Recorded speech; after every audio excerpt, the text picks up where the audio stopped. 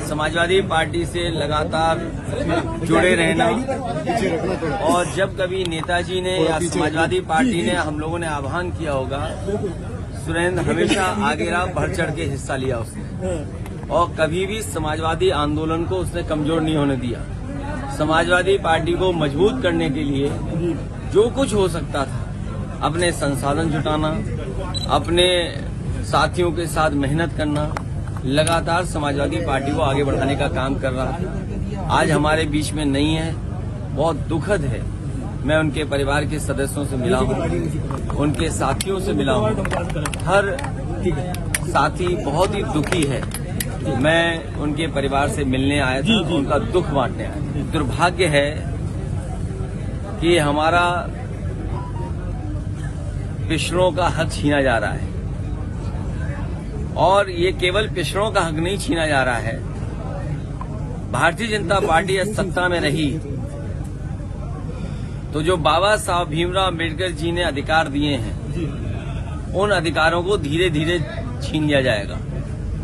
अभी कुछ चीजें दिखाई दे रही हैं और कुछ चीजें नहीं दिखाई दे रही हैं। भारतीय जनता पार्टी हमेशा आरक्षण विरोधी काम किए उसने। भारतीय जनता पार्टी आरक्षण विरोधी है, पिछड़ा विरोधी है, दलित विरोधी है। इन्हें संविधान की किसी भी व्यवस्था से कोई मतलब नहीं है।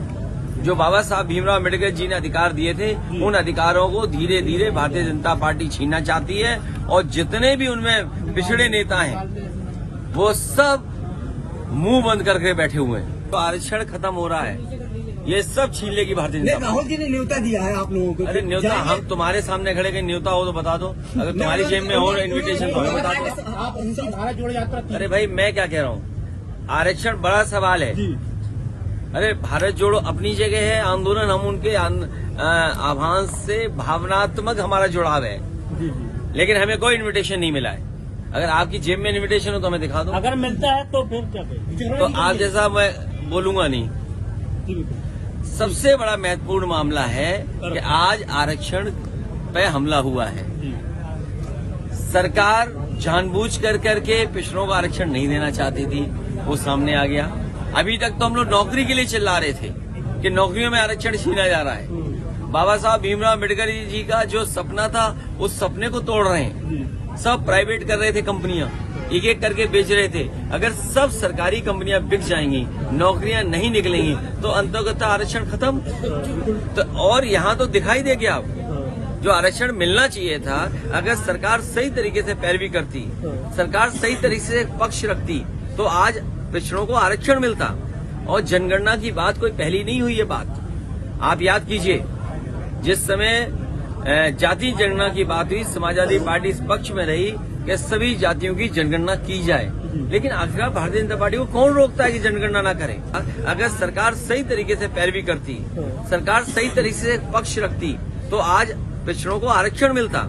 और जनगणना की बात कोई पहली नहीं हुई। ये बात आप याद कीजिए, जिस समय जाति जनगणना की बात हुई, समाजवादी पार्टी इस पक्ष में रही कि सभी जातियों की जनगणना की जाए, लेकिन आखिरकार भारतीय जनता पार्टी को कौन रोकता है कि जनगणना ना करे? क्योंकि जनगणना करने से हर जाति को अपनी आबादी की जानकारी हो जाएगी। भारतीय जनता पार्टी कभी नहीं चाहेगी कि हर व्यक्ति अपने जाति के हिसाब से जानकारी कर ले कि वो आबादी में किस संख्या में है। वो मेरी जानकारी में नहीं आया है और वो जानकारी में नहीं है, इसलिए मैं कुछ कह नहीं सकता।